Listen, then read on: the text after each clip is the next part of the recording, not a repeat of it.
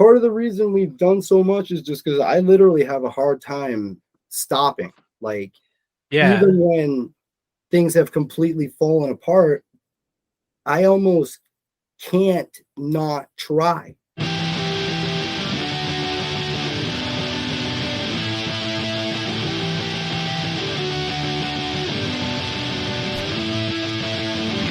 Hello and welcome to Where the Living Room Used to Be, a podcast about Rhode Island's music scene.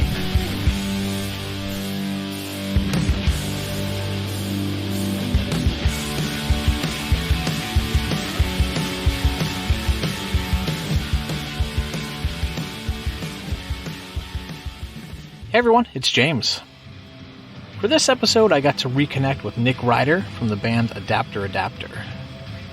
On this one, we got much deeper into his music history, and I do have to say that there were a lot of surprises to me that came out during our conversation. We discussed what it was like for him playing in a metal band in his youth, to what it was like learning guitar, and he tells a very honest account of the making of Adapter's new album, Sleep Spell. Yeah, thanks so much for checking this out. I appreciate you clicking play, and I hope you enjoy.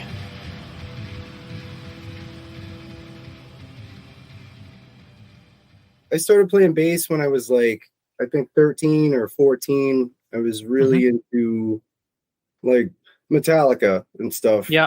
Pretty much the reason I wanted to play. And even more than them, like I really learned a lot of stuff from them. But when I was young, they did that Garage Incorporated album where it was all Yep. And being pretty young, like I was like, oh, if these are the bands Metallica likes, then these are the bands I like. But most of the stuff on that became most of my biggest influences, like Misfits and Discharge and stuff. And that was all around like a similar time. So they definitely, I don't know, for a cover album, that cover album probably influenced me more than most stuff I ever bought.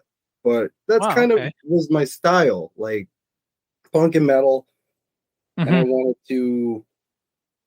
I had like a rock band in like 8th grade or something where you'd play like the lock-in or whatever. But I wanted to play really heavy stuff, and it was hard to find kids who wanted to sound like that. I was already kind of hanging out with older guys and going to like death metal shows.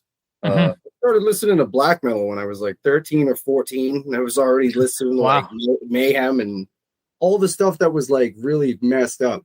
Like where it'd be like, check this band out, this dude killed a guy, and you'd be like, what? Yeah, wow. Because it was kind of like that it was like the gangster rap thing. Like a lot of people got into that music from how controversial the surroundings were. But that was sort of my musical upbringing. Was I started out at the very extreme end of the spectrum. And how did you get into that? Like, I mean, I'm assuming your parents weren't listening to black metal and were like passing that stuff down. So like, was music around in your house and in your family? Like, were you just kind of drawn to that, or they were kind of big music fans in my family, but more just like the early 90s was a lot of stuff seemed really magical, and like it was coming out everywhere, and even the stuff you could hear on MTV would be surprising. Like 120 Minutes and Headbangers Ball and all that stuff was like legit. Even like just great like you'd stuff, stay home from school just to watch music videos all day. yeah. But I also have I'm the youngest of 4 brothers. Oh, okay. And you just like I got exposed to a lot of stuff way too young. But I was already into like metal, but like my brothers were listening to like Slayer and Cannibal Corpse and Pantera and really heavy stuff when I was like 10, 11, 12. Like I remember seeing like the Pantera's Vulgar video when I was like, oh yeah, when it came out. And I don't think I was in 1st grade. Just like, and I also looked older. Like, I don't know, when I was 14, everybody thought I was 18. And when I was 16, everybody thought I was 21. So like it wasn't abnormal to hang out with like older metalhead guys and just, they didn't really I don't know. When I was like 14, a lot of the people I was listening to music with were already like 18, 19, 20, 21.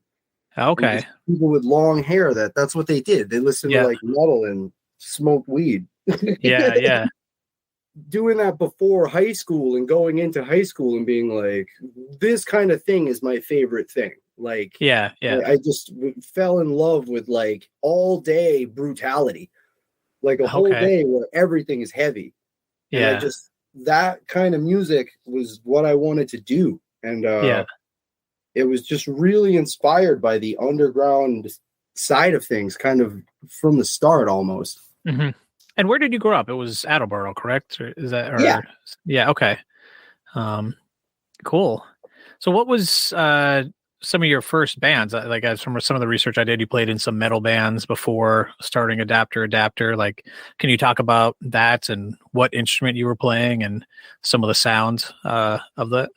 Yeah. We were called Axiom. I don't know. We were a band for about 6 years, but we were kids. But that was the thing, is we were kids that were listening to that kind of music before most people we knew, and we could play that kind of stuff. Mm-hmm. And just because like those were the days where if you wanted to play like that, you would have to practice like endlessly, which it almost play like seems super fast. Now.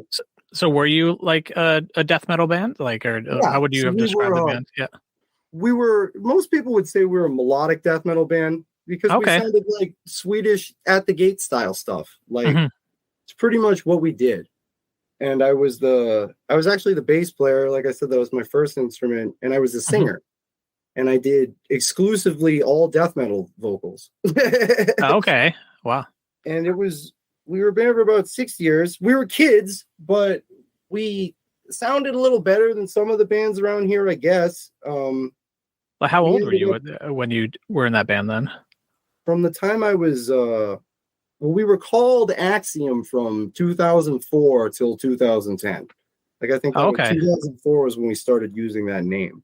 Yeah. And then we had a bunch of demos and EPs and stuff. And the final thing was we ended up on a small label out of West Virginia called, I think, what was it? Death Star Records. And again, that seemed amazing as a kid to be like, some label from another state heard our MySpace. And yeah, of course. Yeah. It really just seemed like, I don't know. It seemed like it wasn't any big thing. It was kind of just like we had a CD out and we felt like, whoa, this is pretty cool. But it wasn't anything like, we were kids. We never had cars. We didn't have rides to the shows. We didn't have gear. Like, we had a guitar player who didn't even have an amp the whole time he was in the band. Oh, really? And that's what I mean, is like, I joke about it now because people like, I don't know. We were good enough to get like interest in our music, but we weren't really enough of musicians to really try and pull it off yet, I guess. I hear you. Yeah. But I don't know. The last like year and a half was really cool. Like, we finally, I don't know, we clicked at some point and played some of the shows around here that were decent, and was like, okay, we're one of the death metal bands around here. And like, where were you playing at that time? Mostly like private, like whatever shows we would try to set up in Attleboro or Providence or whatever. Like, my first you were doing like, continue. Was at the living room. Nice. Like, and I'd already been there a bunch of times. That was the whole thing. It was like, we got to try to play at the show at the living room, because that'll mean we're like a Providence band. And yeah, well, I mean, pretty cool when you're 17. I mean, the history of that place was incredible, you know. So getting to play a show there is, same thing for me. It meant something, you know. So totally. Well, I mean, it probably means more to you because of the name of your show. I guess, yeah. That was just meant to be like a vague nod to the Rhode Islandisms of describing things where they used to be. But yeah, I hear you. But were you doing a lot of DIY shows? Like, what was the death metal scene like for you in that, you know, like the late, you know, or like, you know, the early 2000s, I should say? Like, what was that experience for you? What were some of the other bands that you were playing with? Well, when we what's kind of going on there? Really, we almost were the only death metal band around here at first. Oh, okay. Even aside from some older guys that were like, but that was the days where like somebody 2 cities over, you didn't even know them yet. Yeah, like was almost brand new, and people were figuring out how to use things like that. But when we started, it was hard to play with anybody heavy, so we would play with mostly punk bands, and we'd be the one really fast, brutal band, but everybody would mosh because that was like the second you would go da da da da da da da, people would you get the circle pit, and it's like, all right, it's going, they like it. Yes, there was enough of actually, I think when I did the interview with you and Hickman, he mentioned that I played drums in his first band, which was a deathcore band, and part of my reason for even doing that was because they were trying to start a deathcore band, and we didn't know any other heavy bands. And I was like, if I join this band on drums, and again, I literally wasn't even a drummer and didn't have a kit, if that says anything. Like, it was like, I'll do it. I can't even play, but I can do the blast beat. Yeah, because you've listened to it forever, you know. But it was more like, if I complete another band, we'll have another band to play with. And we did. Like, we started doing shows together, and then little by little, the guys at those shows would form a band that would play at the next one. And you know what I mean? It kind of felt cool for a bit, just knowing that maybe we were all kind of influencing each other and influencing, because it really was like, you'd see some guys at your show and they'd be like, we're going to play a show with you. And it'd be like, oh, look at them, they got a band now, and stuff like that. And it really, again, if, as you can tell from Adapter, I'm pretty stubborn, and I tend to stick things out longer than I should. Because by the end of it, that was like, we were almost the first band standing, and then at the end of it, we were almost the last band standing. At least from, just among the people we knew. Yeah, and I gotcha. I joke around though, in music, it's always like 2 years. Like, every 2 years, everybody you'll know, and everything about the scenes and everything is a little different. And sometimes people will only know you in those 2-year blocks. And if you're a band for 6 years, like, at the end of it, like, that was sort of the thing, is we had a deal. And we had like a CD out on a small label, but we didn't know how to tour and didn't know how to do anything. We just literally didn't even know. But I really wanted to be a musician, but it just seemed like you got to go live life for a bit. And that's kind of why we split apart, just because of people like having to go do life related stuff. It wasn't really any animosity, because it was like, we already played together for a while. It was like, we've probably done everything we were supposed to do.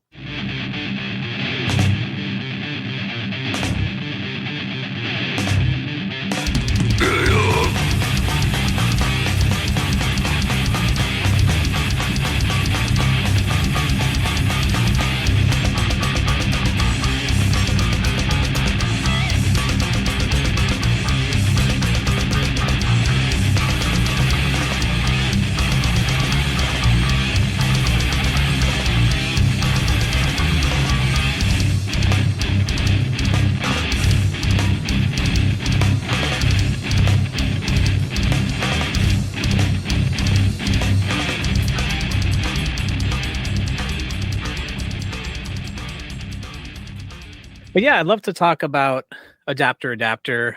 You know, that band started in 2014, correct? And it's, started as you, right? Like, you just, can you talk a little bit about the thought of starting that? And, obviously those that are familiar, Adapter has this like heavy blues sound, but can you talk about, that kernel of an idea of starting that type of band? There was a time when I was in Axiom where all I listened to was aggressive, like, brutal music all the time. It was almost all that I subjected myself to. And I had a lot of anxiety and problems and this and that. I was really stressed out all the time. It literally, as a joke, like, my guitar player at the time, his name was Ben, we were just listening to some heavy stuff or whatever. He said to me, he was like, Nick, dude, you really got to mellow out, man. He was like, you got to listen to some different music, bro. Like, and he said, he's like, buy a Black Keys album, or he's like, do you know those guys? Like, this was in like 2006 or something, so they still weren't. But specifically, that's what he said. He's like, buy a Black Keys album. You ever heard of him? Like, check out some stuff like this. Like, he had a very different musical background than me, and kind of learned death metal from me, and wanted to show me the other stuff. Yeah, but being the kind of music obsessive I was, I went to Newbury Comics like the next day or something, and I saw Black Keys Rubber Factory, which was like their current album. And I bought it and went home and was literally like, whoa, like, this is two guys. Like, I want to do this. And I didn't know anything about that kind of music, but I went back to the store like the same week, and I bought the other albums they had. And then I also bought whatever else I could find that said Fat Possum Records on it. Yeah. Yeah. Like, so by the end of 1 week, I was listening to like T Model Ford and like Paul Wine Jones and just anything I could see that had that label on it. Cause I was like, I don't know anything about this kind of music. But by the end of 1 week, I was literally telling people like, I'm going to change my whole life. Like, I want to be in a blues duo. Like, I want to do this. And it probably seemed really silly to people, but like, that is what I did eventually. Like, it bit me that hard though, where like, that's cool. Instantly, it was almost, and again, that's kind of a weird way to get into blues. Even like, I don't know, when you tell people you got into them from the Black Keys, now they look at you like you're an idiot or like you don't know anything about music. But I'm like, I don't know. I've heard other interviews with you, and you go pretty deep. Like, you've done your history research, and you know everything that's connected with this stuff. So, and it is weird because I still feel a strange, odd kinship with them in a weird way. Even just that, like, I only looked up Captain Beefheart because of them.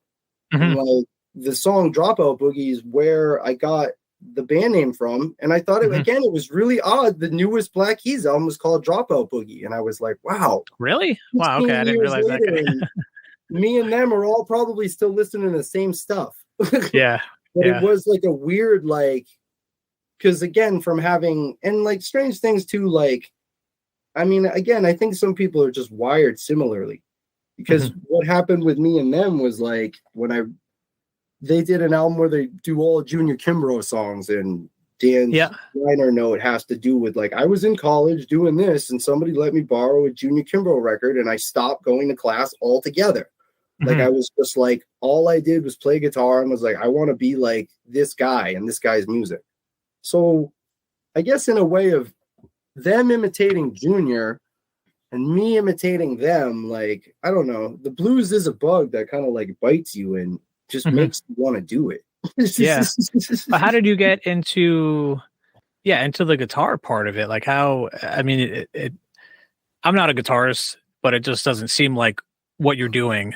I mean, I know what you're doing is not an easy thing, from listening to all your albums, but it just seems that going from like, I've never done this before, to what you're doing on Adapter, like, how did you even do that, man? Like, well, I get by with a little help from my friends. But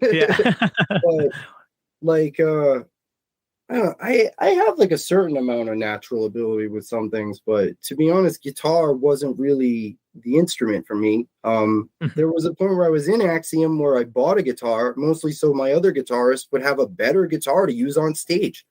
Because it was like I wanted to look better and sound better. Yeah. We had crappy gear, and I was the only one who had a credit card. So I guess I'll buy the gear. But I mean, it was my guitar, but it was silly. It was like, I bought a guitar, but I bought it mostly so he could use it. What kind of guitar was it? It was like a Schecter. It was whatever kind of Schecter the other guitar player we had bought. Like, I bought something similar that so they would match. Yeah. Okay. That was like the silliness of it, was just like, I'll get the type of metal guitar that you should be playing. Yeah. It almost wasn't really even for me. But again, a thing with that kind of music is, with a lot of that music, it's so heavy and brutal and there's so much distortion that you'll almost never use real chords. Like, most of those bands are playing super fast single notes and power chords. So if you could play bass in a band like that, and you just turn the gain on and put your palm on the string to mute it, it's like you play the riffs all the same way. And instead of going do do do do do do do do, you're going and it's like, oh, I can play guitar like this. Oh, really? Okay. That was the only way I could play guitar. Like, I couldn't play slow and I couldn't play chords, and I didn't even know any chords. And it was like, I did that for a little while where I wrote like metal songs and I could play super fast and I could do all that kind of stuff. But that 4-year gap between Axiom and Adapter, were you like working on Adapter songs? Not really. Or when did you start writing those songs on the first EP? Kind of like almost the day we were in the studio. What? Like, it's a goofy story, but like I was mostly like, I stopped focusing on playing guitar because at a certain point my stepmom gave me a harmonica randomly, like as a present, and I just I started to develop on it very quickly, like more than just, it was weird. Like, it didn't take me long to be like, hey guys, check this out. And it was like, whoa. And it was like, yeah, right. Like, this is my thing. I got to do this. So it switched to like, okay, I'm going to try to join a band and be a singer and play harmonica, and I'll join a blues band. But that was like almost, it just didn't really, you'd almost have to form a band just to jam with. But so I sat in with a lot of people. There was a time period where like, or some friends, you'd go jam open mics and just make up blues. But I was trying to do that kind of music on stage as a singer and a harmonica player. And that's all I wanted to be. And I'd learned tons and tons of blues songs by that time. Like, I had a huge thing of standards where it was like, because that's what I thought you were supposed to do. It's like, you're supposed to, and the only way I could play a gig was to show up at a gig and convince somebody that I could play their song. And I hadn't even met these people sometimes. But it was like, I did a gig with my uncle's band, and I sat in on one song, and he was like, dude, you got to start your own blues band, man. Like, you're too, you got this inside of you. You need a band to do it. Yeah. He was like, just make one up. And so I literally made one up. I told him like a week later I had a band called Adapter, and I didn't. And I think I mentioned that last time. Like, I got booked for a show. Yeah. I used audience members, and I asked people from the other acts to play with me. And for some reason, just because I knew the songs well enough and I was so itching to play, like, people would get up and dance almost immediately. Which was weird because it would be like, yo, your band's good. And I'd be like, I don't even have a band. And admittedly, that was part of the name. I was like, it'll be Adapter because it'll be me and whoever the hell is there. And like, it bit me so hard to a point where I hadn't been in a band in so long and I wanted to be, that I was literally, you get to that crazy point where you just make one up and you try to like almost will it into reality. Yeah. Well, it got real a little too fast. That was the thing, is it went from me, I made up that I had a band and I didn't play guitar, but I had all these people I was trying to get to be the guitar player of the band. And I was trying to show them the songs I wanted them to play, and they were helping me learn how to play them better. And like, I literally would like go on stage and play a song, and one of my friends would be like, hey, Nick, I noticed you're holding that chord wrong. And I'd be like, oh, thanks. Because it was like, that's how on the fly I was learning. Like, I didn't even know how to play the chords to songs I was performing on stage.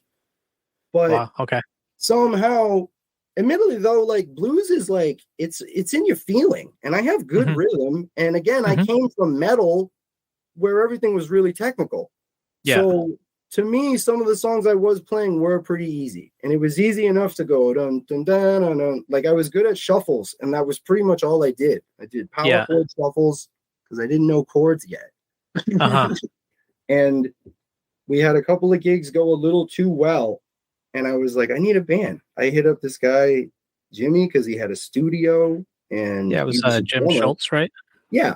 And so that's the thing, is he was originally like, the idea was like, I made up a band and now it's already real. So I need a demo so that I can recruit some musicians, because I don't want to play guitar. It was like, all I wanted to do was play the harmonica and sing. That was it. Like, that was the whole thing, is like, I need 3 or 4 guys. But part of why I went on stage as a small act was because of all the stuff I got into from Fat Possum. Like, 90% of these bands didn't even have bass players. So I figured blues didn't even really need a bass. It just needed something to sound right. And it was like, my whole idea was like, I basically told him I need to record a demo. And he was like, well, are we going to rehearse? It was like, no, we're not going to rehearse. Like, we're just going to play. And it was like, well, what are we going to play? It's like, we'll play some of the songs I've been trying to play. And because I was just like, if I can get a demo together, maybe I can recruit some people.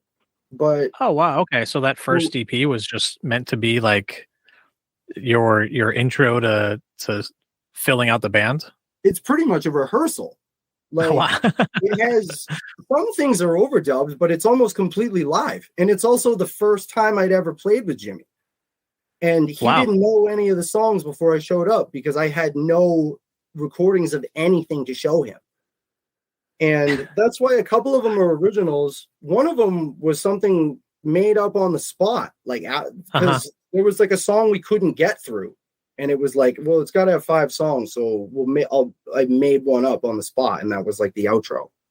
But okay, admittedly, like it sounded pretty good, and like again, Jimmy was like, he was enthusiastic about it because like we did a couple of like by the time we were on the second song. Was we basically just did a few takes of each song. I think it might have taken 2 sessions to get all the tracks down, but it was kind of like once we kind of started going, he was sort of like, I didn't think you would sound like that. Because again, I came from a death metal background. Jimmy by proxy is also the guy who recorded the Axiom CDs. So that's what he was coming up like. Yeah. That was the goofy thing is back in the day when I started singing, everyone was like, I didn't know you could sing because it was like, I always screamed. But nowadays when I show people that stuff, they're like, I didn't know you used to sound like that.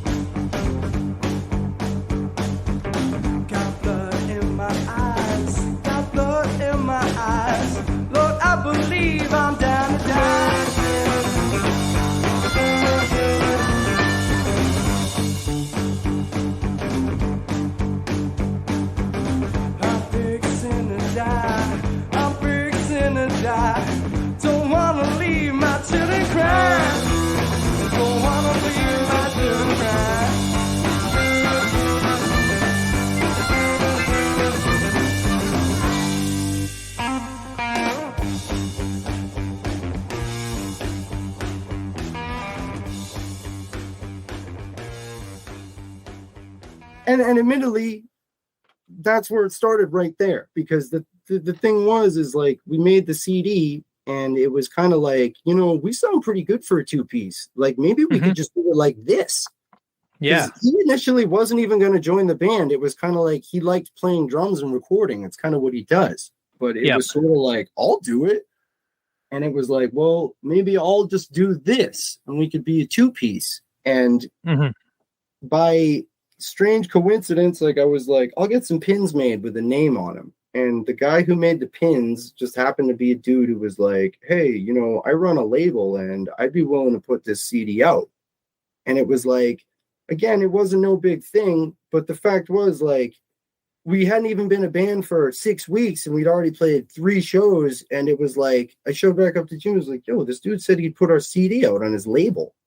Yeah. It was like, and it was literally like off we went. Like that was the first 3 years were kind of a blur because we literally showed up like, hey, we're Adapter, and you've never heard of us, but we're already like have a CD out and we're already like whatever that makes people think you are. But I was literally learning how to play guitar. That was like the biggest problem was like, I was literally writing songs to use chords because I couldn't play them yet. It was like, you got to write a song with a C chord to get better at a C chord. And like, I never was good with amps. I couldn't even tie up guitar cables. Like I was pathetic in how little I actually knew about the instrument and how to maintain these kind of things. But for some reason, like I could play harmonica really well. And I also used to like roll around on the floor on stage. Like it was kind of like, if I can't play that well, I'm gonna make a ruckus and it's gonna put on a good show. I'm gonna knock shit over. Yeah. But that's kind of how we were for 3 years. So we did 3 CDs on that label. Mm-hmm. Me and Jimmy probably played, I think we played about 45 shows in our first year. Like it was crazy. Like it seems silly, like when you look back on it, but it really was like all I'd ever wanted to do was be in a real band and be a musician. So when all of a sudden you're just thrown into that situation, you say yes to every gig. Mm-hmm. And that was the thing, is we never said no, and we should have said no a lot, but we didn't. And admittedly, most of the time it worked out anyway. Yeah. But it was just a lot too fast. Like we went on our first national tour before we had T-shirts printed out. Like, which that's what I mean, is we came back and people were like, how's the tour? And I was like, you know what? I feel like an idiot because we didn't have T-shirts. It was like we went on the road with no T-shirts and we had 2 CDs out. Like we already had an EP and a full-length album and no T-shirt. Like that's how little we actually knew about like touring and being in a band. But you should have some merch to sell to pay for gas or whatever. That was part of the reason we sold an insane amount of CDs for a band like us. Like it was because it was all we had. It was like, that's smart. Like, we don't have that, but we have a full discography, even though we're brand new. Yeah. Yeah. And like, so by the end of the 3rd year, we'd already had 2 full-length albums and an EP. And it was like they sold something like 1,000 copies altogether or something like that, which seemed like a lot again for a local band that didn't really barely have any T-shirts. Yeah. But like, I don't know. That was the whole, I don't know. My band is almost split in 2 halves. And there's those first 3 years where it was really like whirlwind. And then every part of that kind of ended. And since then it was kind of like a series of like build it up and start it up all over again. And then it like, because obviously like I've played with a bunch of different people and everybody brings a different influence and everybody has their era. And I'm cool. I'm also cool with everybody who's ever played with me, which like I'm grateful about, because I don't think most people in my position would have that many ex-band members who didn't hate me. Yeah. But it was a bizarre thing. I feel like this much time passed just because I did go from like the band is my life. And then it kind of grinds to a halt, and just being the kind of guy, like part of the reason we've done so much is just because I literally have a hard time stopping. Like, even when things have completely fallen apart, I almost can't not try. And I don't know, this album was really crazy for me. I ran an insane gamut of emotions in a couple of months, and everything in my normal life kind of got turned upside down. And outside the band, it was really, that's kind of the thing, is like my tunnel vision was like, I have to make this record. I just have to finish it because it's the only thing keeping me from kind of losing it on people right now. Okay. Yeah. So, I mean, to get into, the new record, Sleep Spell, which again, just came out in February. This is your 4th full length album. So there's a ton of stuff that you've done, but the last record you did, No Comfort, came out in October of 2021. So what happened in between the release of No Comfort up to this record, and what kind of inspired this one? To be honest, that's the thing, is the time period is what inspired it.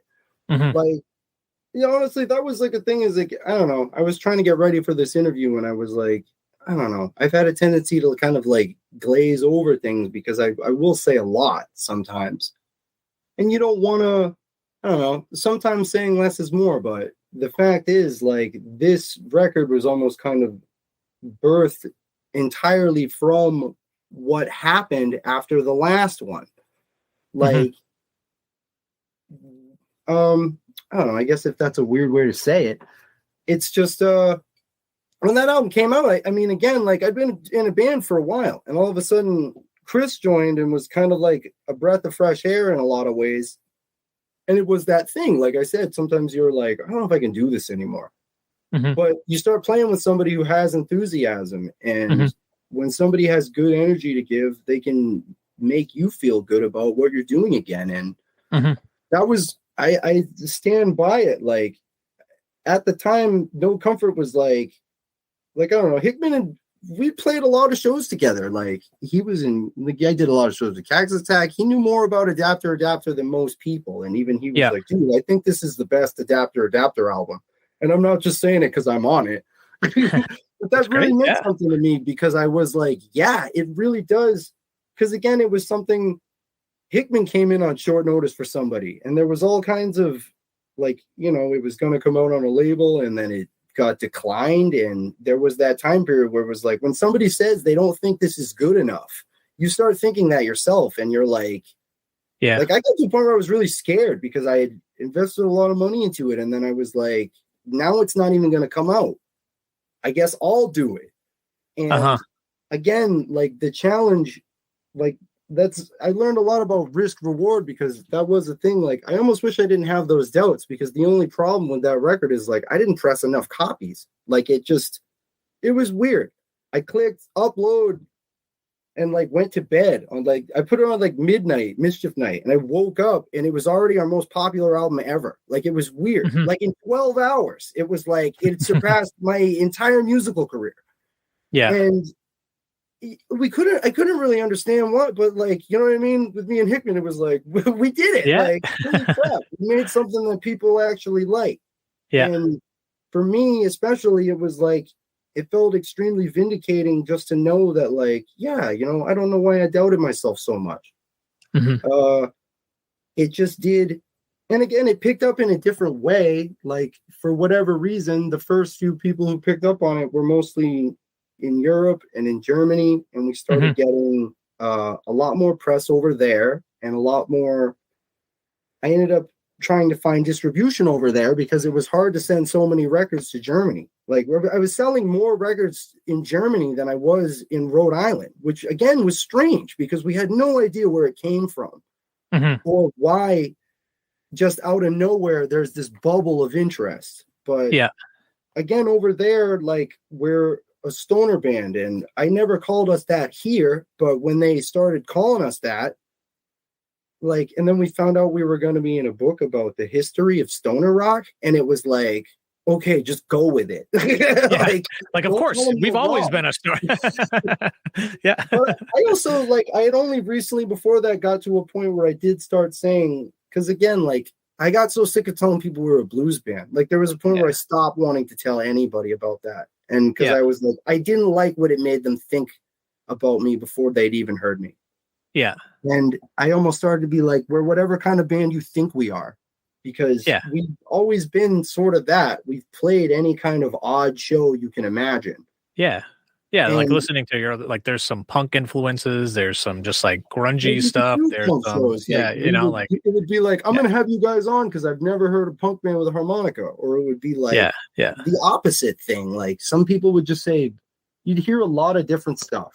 But, like, I don't know, that kind of became it seemed like a window, but again, there's only so much of like it's really cool when people are listening to you all over, but my whole thing was like, I wanted to get back to playing the kind of shows I wanted to play, and I still had these goals to play, like, better gigs. And I also had, like, Chris was a really experienced musician, and he'd been around the block a lot more than people I had played with. So I thought that was an advantage in just not having to, you were just kind of on the same page with people.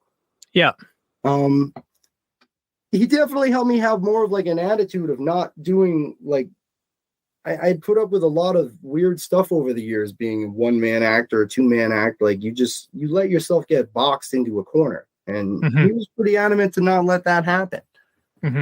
But admittedly, like, things were really great for a while, and it's just it seemed like all of the like the potential in the world, like, as because part of it too is like, we'll make an album, and then when COVID's over, we got a brand new album, and we're like ready to rock. And that's kind of what happened for a little bit. Every show we played was the craziest show I'd ever played, and it was like, this is nuts. Yeah. Like, it was like, it just felt like, wow, like, what a thing to come back to. It seemed amazing after so long. And again, to fight through, like every musician got through COVID in some way. Mm-hmm. We all lost all the shit we liked. Yeah. So to come out of it and feel like you're doing better than ever felt really amazing.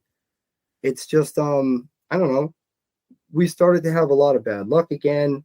I seem to attract a lot of bad luck anyway, but, and it was just a lot of strange circumstances, and you get frustrated when you think you're doing really well, but you're not really, you don't think people or care about see it or things like that. You start to have this weird sense of like, we joke around like, oh, we're big in Europe. It's like, it's like, we're not big in Europe. We're just bigger there than we are in our hometown. But again, that sows a seed of even like discontent. You start to get mad over that.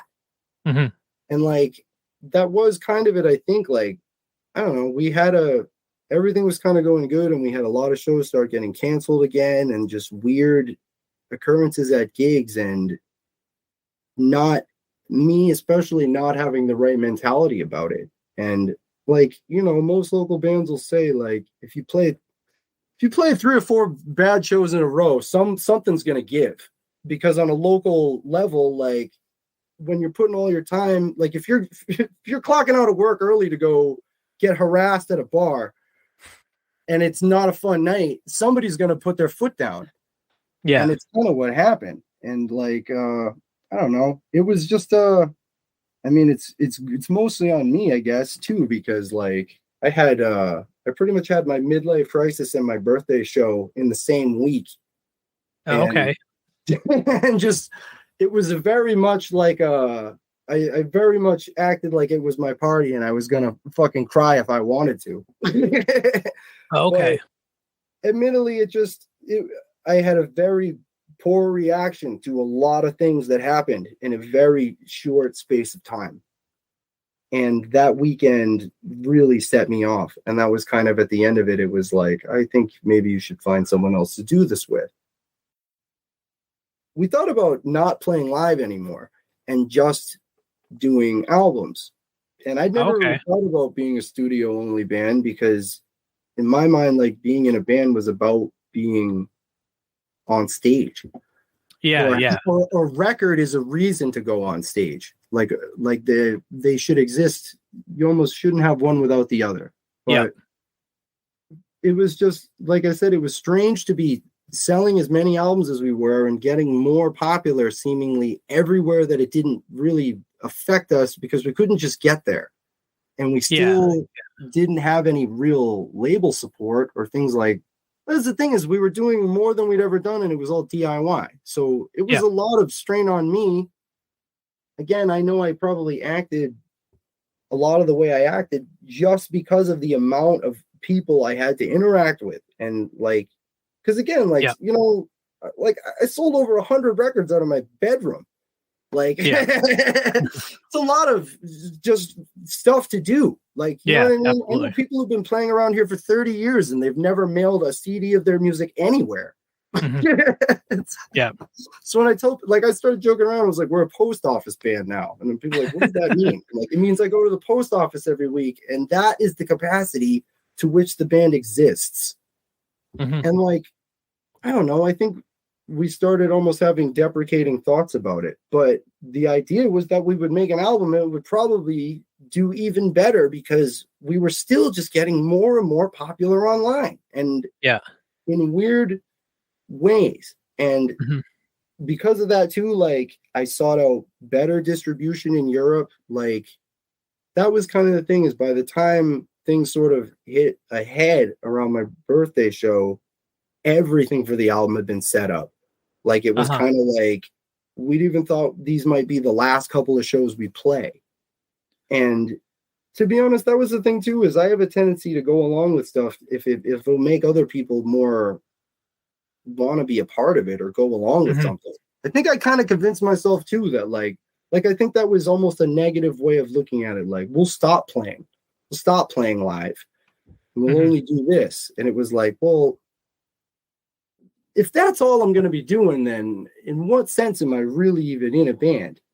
And I really kind of did start to feel that the band kind of was like almost had become fake again, like the way it was when it started. Like it was just me saying it. And I don't know, it was a very surreal thing because even as all this negative stuff was happening, it was like, don't worry, dude, we're going to make an album and it's going to be sick. And it's like, we'll have all these fans in Europe and it'll be like, whatever. At least more people listen to us than ever. And it did seem like a reason to keep doing it.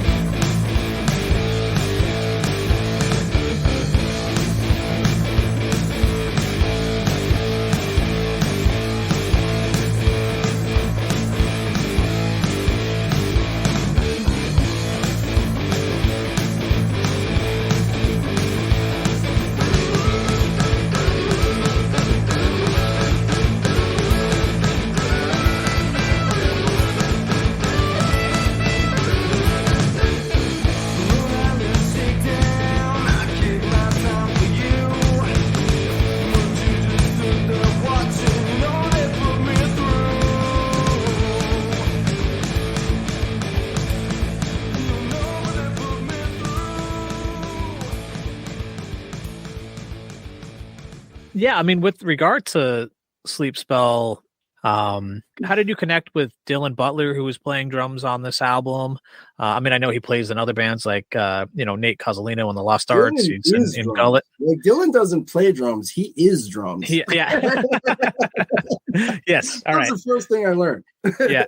But was that like a similar situation where you pulled, like you had this album and it was these 9 songs, they're written and you pulled Dylan in close to the studio time or in the studio, or what was that experience like? It was more like, it was kind of strange, to be honest, because I think at the time me and Chris got more serious about thinking about writing an album.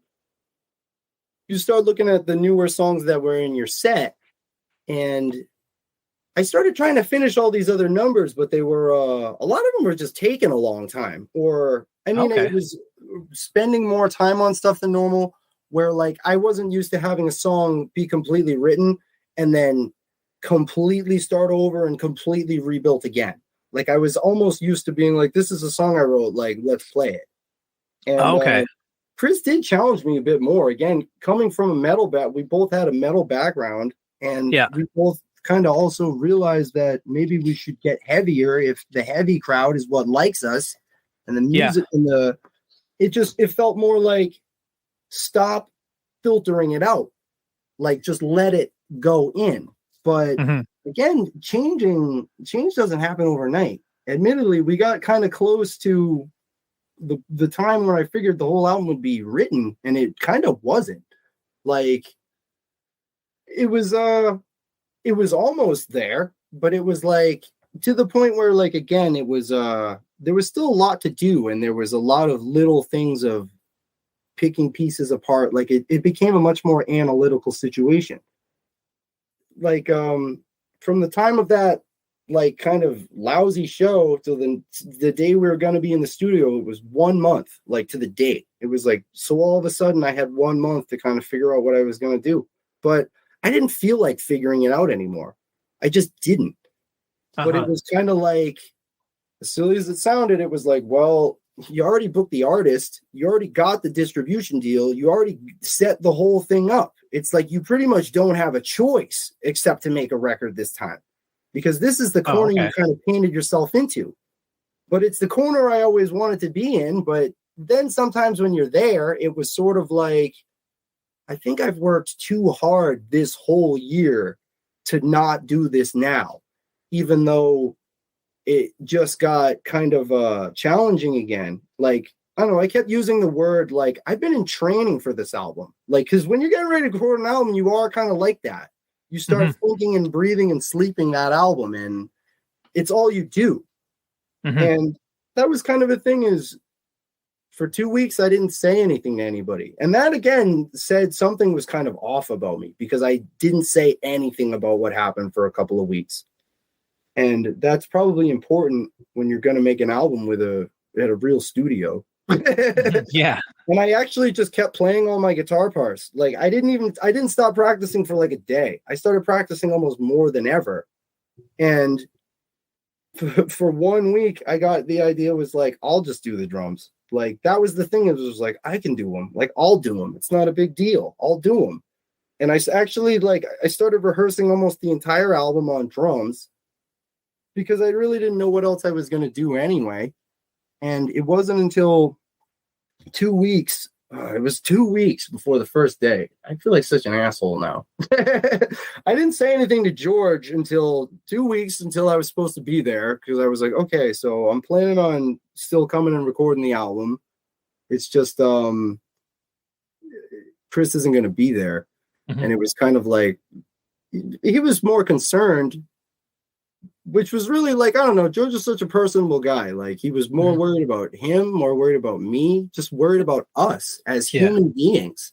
Yeah. And this is George Dussault from Galilee Recordings. Yeah. George is a great guy. Admittedly, that was he's a big part of the reason I even wanted to make another album anyway. It was just I wanted to be back in there doing it with him. But when I told him of the situation, he still had like this sense of belief and, well, I'm sure you can get it done. And out of nowhere, he offered to play drums on it. So, he's like, literally, because he was like, who's going to play the drums? And I was like, I think I might. I was like, I've been rehearsing them. And he offered to fill in. And then all of a sudden, I was like, a guy like George, he would do that. Like, he must believe in me to some degree. He seems like he just. When I told him that and he didn't flip out or whatever, like he just was like, okay, well, we'll figure it out. And it made me believe like, okay, maybe this like project will happen. I actually planned on showing up to the studio and playing with George, like as the drummer. And I started sending him, like I sent him a bunch of video demos that I'd been sending Chris up to that point because a lot of the songs that ended up on it weren't entirely finished yet. And there were still a lot of like just videos of me playing guitar to like try to piece these songs together. Like so here's this like riff section or whatever. Like here's I sent him all the stuff I've been kind of making. And then that kind of became the plan. But for whatever reason, like a couple more, I think it might have been a day later or later that same day. Like after George had offered to do it, I figured maybe that might be like, it might be a lot to ask of somebody because he's already doing a lot. Out of complete nowhere, I hit up Dylan because he's offered to fill in the past. He's just a very busy guy all the time. And it never lined up. But we've done tons of shows together, like over the years, playing in different bands. But he'd played with Adapter on the bill a bunch of times. And he was always a really cool guy. He's a great drummer. And it probably seemed nuts at the time because I hit him up almost out of nowhere. And I was like, hey, dude, this is a long shot. But like, I got to make an album like this weekend. Like, do you want to be on it? And his response was, that sounds exciting. That's cool. Like that word, like I literally was like, oh my God, like, like for whatever reason, like, and he started hitting me back up. Like he committed to it in like an instant. And it was kind of crazy because like, it was literally like, we're doing it this weekend. And a lot of the stuff I said probably sounded crazy because he was even like, well, are you thinking about cutting it down to an EP because it's such short notice? And it was like, no, because it has to be an LP for the deal to go through. Like they don't want an EP over there. It's like, it has to be a full, and that's kind of, it probably sounded crazy too, because I was saying like, I would say things like, and admittedly, like he's a great drummer, but he was like, I'm worried that it'll be up to the standard or it'll be, and I was like, dude, it doesn't even matter. Like it's already like, it's already in motion. Like, if the album sucks, it doesn't matter. And like, again, that was a shitty thing I kept repeating. George told me at one point to not say that either, because I was saying it even in studio. It was like, dude, it doesn't really matter how good it is. Like, it just has to be.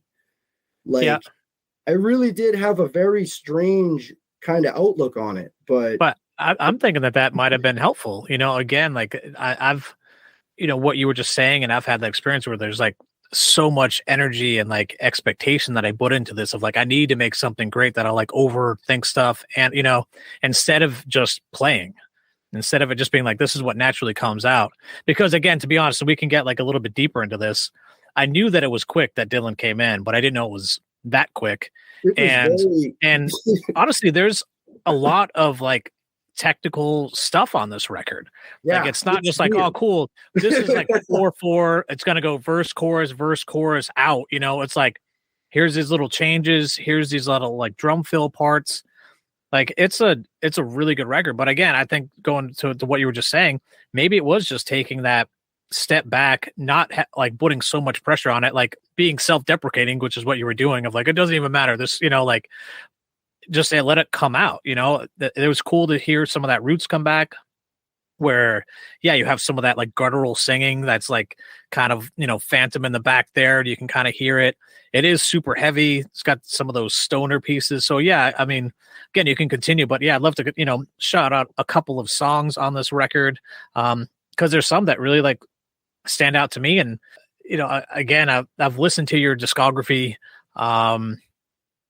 There's some songs on this album that are probably some of my favorites, that you've done, so I heard that from a lot of people, and that meant that I was like, that meant more to me than a lot, because especially when it was more people that said, compared to all the other stuff, because then you're like, people aren't just listening to this now, they've been listening to me, and now they're reacting to my new music based on my old music, and that's a different thing. When people's reviews start mentioning your other album, it's like, this means something to somebody. Yeah, because and that's not putting down any other stuff, like it's been good, like what Chris did, what other, it's been good. But there's just the sound that's here. I mean, it's a heavy record. Like, it just has that like almost like constant like head banging, element to it that it draws you in. So, but a big part of that was what, like, again, so I didn't tell Dylan what to play. Like, and again,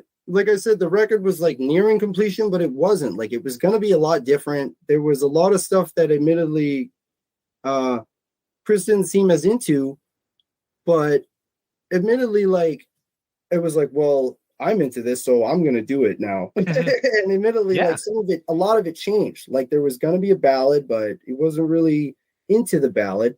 So it was going to be an instrumental or there was a lot of things like that. When Dylan kind of committed to doing the album, I sort of came up with a framework, but we didn't have any time. So that was the thing, is he had to learn. He came in on a week's notice. He showed up at my place one day, and like, the idea was like, he was going to stay all day, and whatever we get done is what we're going to record.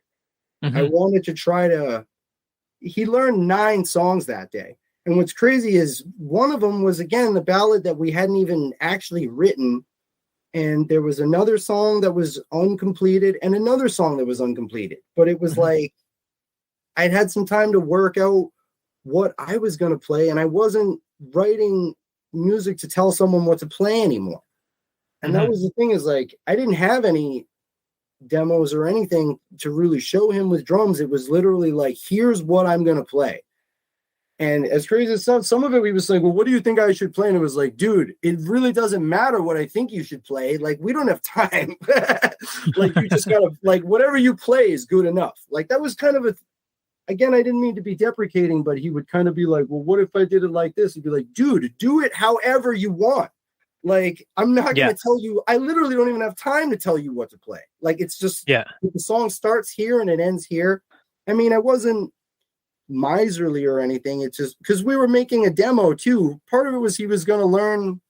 I wanted it to be easy for him too. And his process was that he was like, I want to rehearse the entire album at least once and record it so that I can listen to it all week. And he even made like a pre-prod demo to send George. Like, it was really impressive what he did.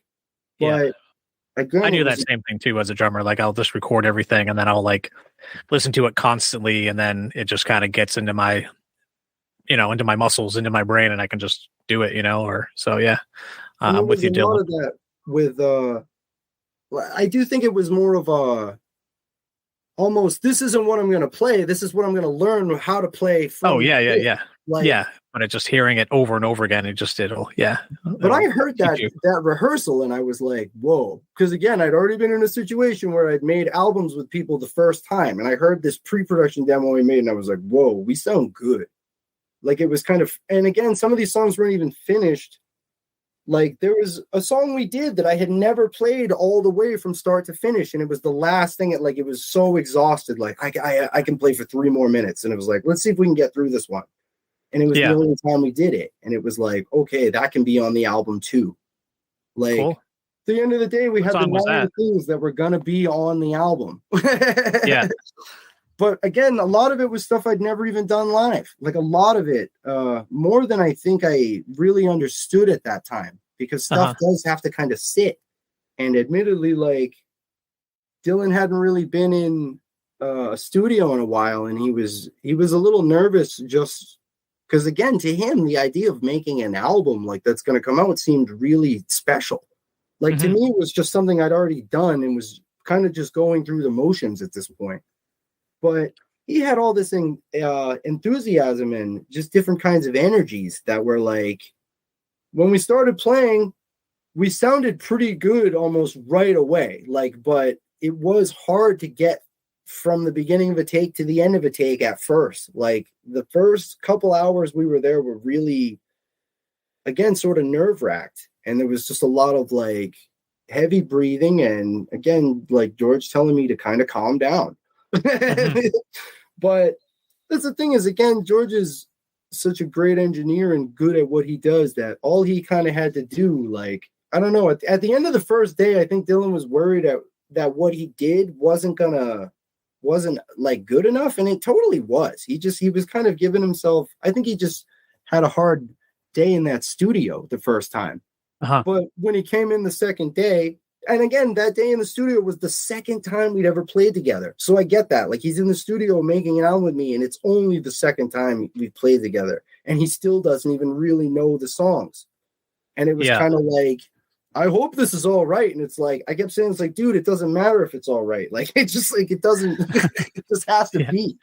Yeah. But when George played, that was the thing, is when George played some of what we did the first day back to him, he was like, are you kidding me? Like, that's what it sounds like. And that's what George can do.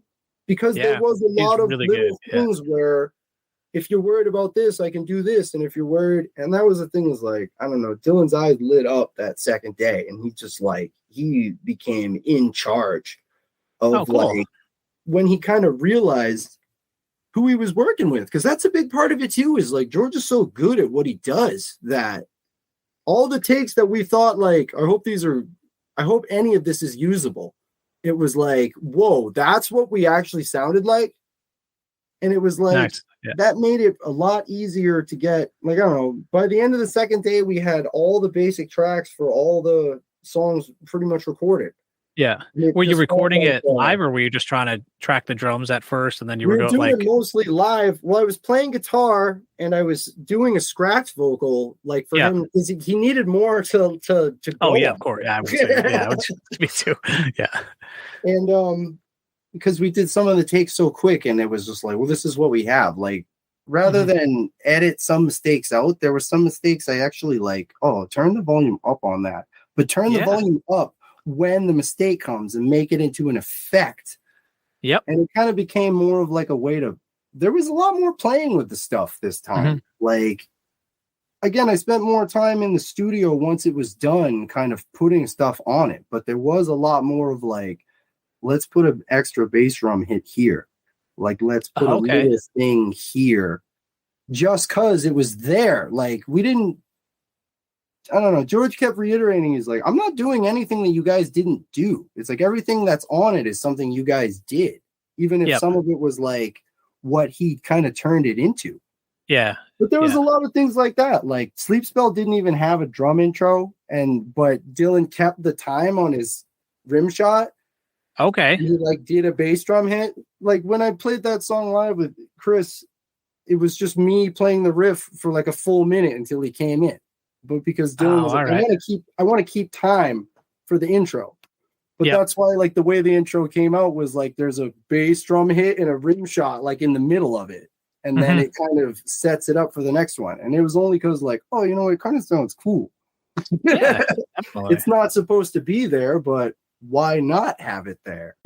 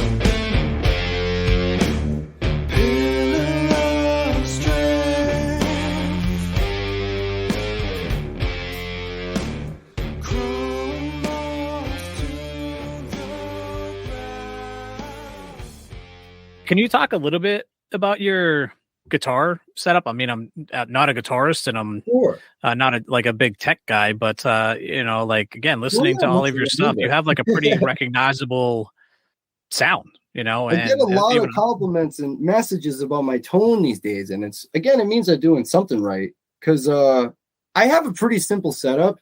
For years I'm mostly like Telecaster, British amplifier, like that's sort of it. I don't use any pedals. I've gotten messages like the stoner rock people. They're all big on pedal boards and pedal setups, and people are like the crazy layered ones, you know. Like I have a Korg black tuner, and that's my pedal. And they're like, what?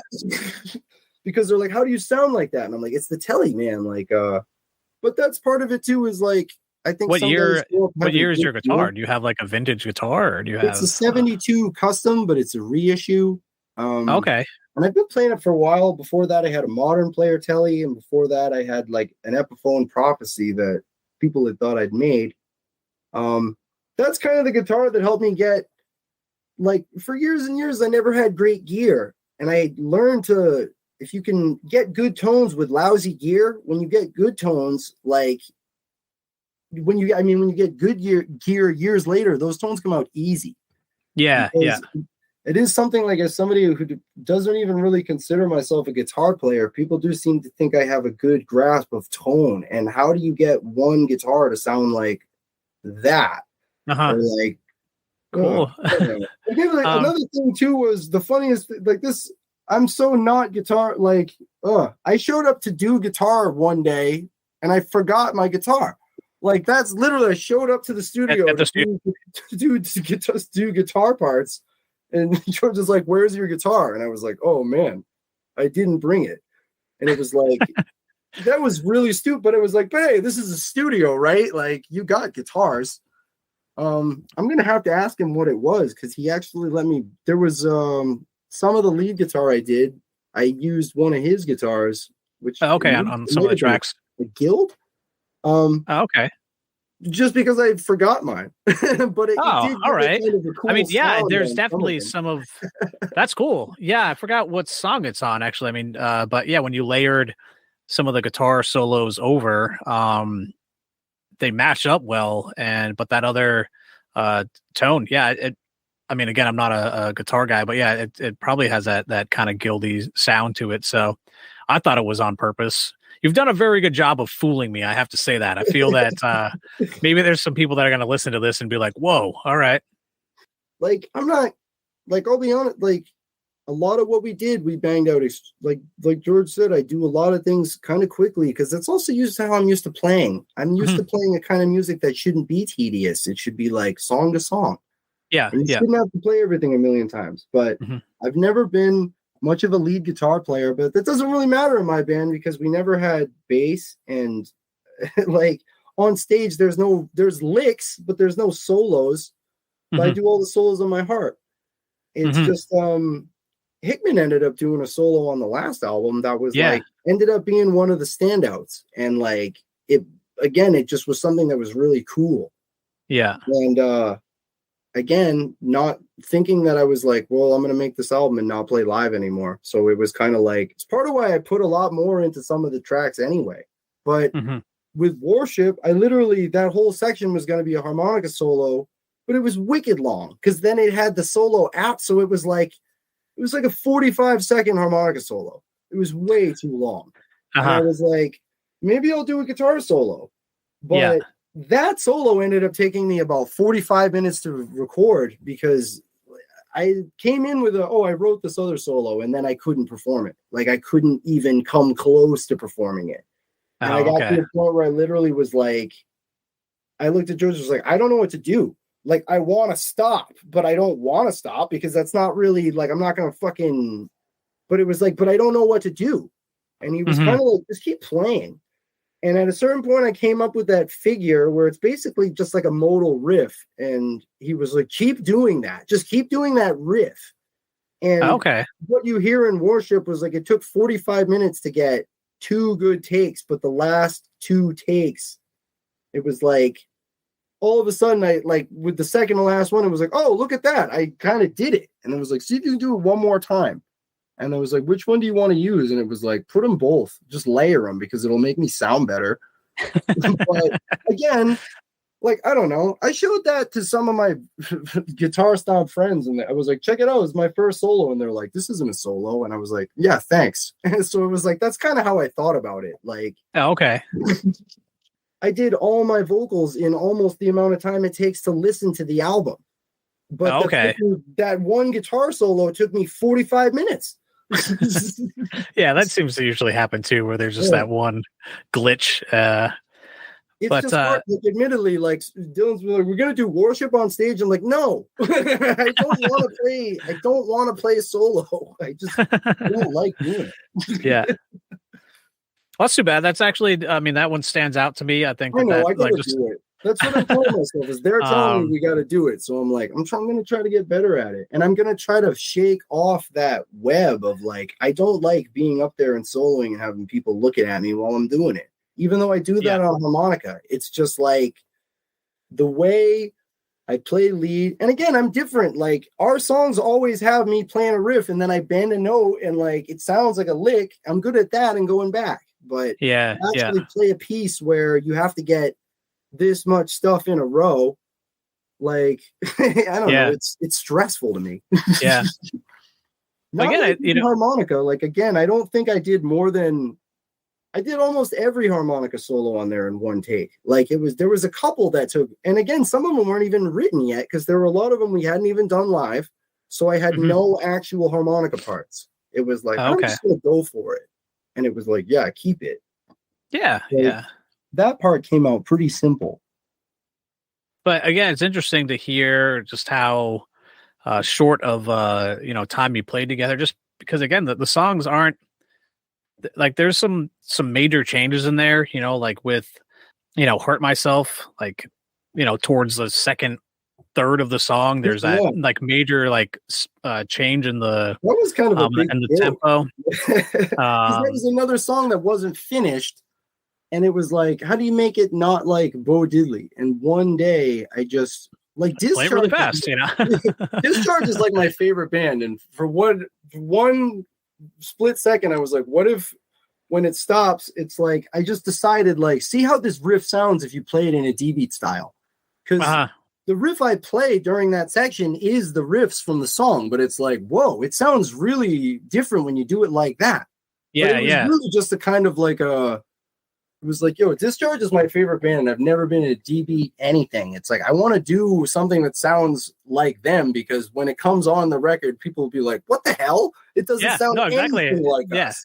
Yeah. It was just like, and I also just love stuff when it's just like, oh, we did that once for this one section or whatever, but yeah, there's definitely some different sounds. Like you're kind of pulling in some almost like hardcore breakdowns for like a section, like it is definitely a heavier record, like a lot of like, just head banging constantly through it. But there's a lot of chugs. Like again, it was a lot of Axiom stuff coming back. Like, doing the stuff you did on stage that made those songs special. Like, remembering, because a lot of metal is about, like, especially death metal, it's like technicality comes from doing something one time and not doing it again. So that's why there's a lot of moments where it's like, play the riff like this one time and don't do it again like that. And it becomes like, look what they did. So there's a lot of like these chugs that come out and they only happen once and they go back. And it's like a lot of the songs have a section like that, or a section, like I said, where the first half of the song is this riff, but then you play this riff as the second half of the song and it's completely different. Yeah. But you're still playing the same riff. Mm-hmm. Like Flat Earth 2 has one of those. Mm-hmm. That's a goofy thing I want to bring up real quick. Flat Earth 2 is funny because it was decided to call it Flat Earth 2 almost on the spot because it's not really a sequel to anything. But when I started working on the song, it was going to be called Flat Earth Blues. And then I was hanging with, what show? I was at some show and Danny St. Jake's from the Hammer Party was there.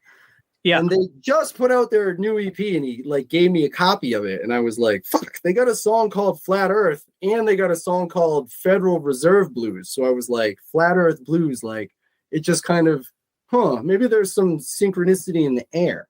But typically I try to do whatever anyone else around me is not doing. Or like, I try not to have too many things sync up in a way, but it became almost an idea of the song was going to have a completely different title.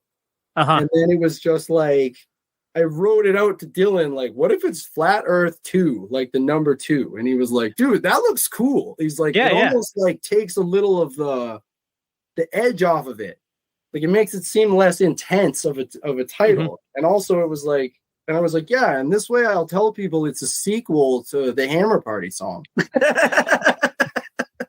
Yeah. Because again, sequels had a big like influence on this album, making sequels to things like that are kind of different, but like, I don't know, it has a lot of that element to it. But yeah, I mean, the album is out now. You can buy it digitally. Pre-orders for the vinyl are up now as well. Yep. So head to adapterband.bandcamp.com. Is that correct, Nick? Yeah, you got it. Colored vinyl. It's going to be on colored vinyl again. And get your orders in because it's doing a little better than I expected again. So if it stays up, I'll be happy. But I do I know now there's some people that still didn't get one of the last one, and there's only a couple left. So if you want one, but again, get on it this time for the next one because who really knows? Yeah. I definitely want to just point out to people, it's like this album is dedicated to the memory of Nick Iden, and that was a big thing with me. And I'm trying. It's been a huge thing to process for everybody in the music scene over the last few years. And it's like, I'd be lying if I said that dude wasn't, like, maybe that dude was the freaking ghost that drove me to do this, because it was how I processed it. Like, a big part of that for me was, we all got to do what we got to do while we can, because you never really know. Like, that was part of why I was like, I want to be back in the studio this year. I want to be back making an album before, because who knows? It's like, who really knows? And you never really know. Being a cancer survivor myself, like that kind of, I don't know, it really pushed me to get closer to other people, and kind of, I don't know, it lit a fire in me in a weird way. Like, I think everybody had a different type of a reaction and a different way to process it. And it's like, I'm not going to lie that I didn't know Nick as well as a lot of people, but at a certain point I realized he was at more adapter shows than most of the people who played in my band. And more than anything, like, it was a big deal to me to play that show with the Saunts. I was already a big fan of the Saunts, but we played Nick's last show and we were the opening band. And I never would have thought it would have been the last one, but it was like, in my own weird way, it's been the thing that's been hard for me to deal with. The fact that it was like, why was it us? And like, admittedly, I had a lot of like survivor's guilt because I made an album about what I'd been through and about how you can get through it and then see it take someone else. As I'm playing those songs before him and not fully understanding, like, you know what I mean? It was it was a heavy weight. And I don't know, there was just a lot of things. I was like, shoot, now I'm the Nick with the 5-letter last name. Like, it's going to be me next. You think all kinds of crazy shit. Like, you get kind of superstitious. But I think he had a bigger piece of driving me to get this record done against what I thought maybe I couldn't. Or just by example. Like, I don't know. I wanted to put out a record just to have his name on it. Like, that was a big thing, is I've never done a thanks list on anything usually, or it's one or two people. But it was like, it was a big thing. Like, I want to have this, and I wanted to say his name on it. Like, I just wanted to. And like, I don't know, that's part of my advice, I guess, is that be cool to the people you got around you now, or don't take these little things for granted, because they could be the things that, I don't know, they'll wind up keeping you up at night, but they can also be inspirational, I guess. Like, and it sucks to have to get it from that though. And I think that's something a lot of us do. We just wait too long. But admittedly, that's part of why it was like, I couldn't not make the record, even if I thought I shouldn't. It was like, I have to do this now, and I have to do this year, because who knows, like, who's going to go next.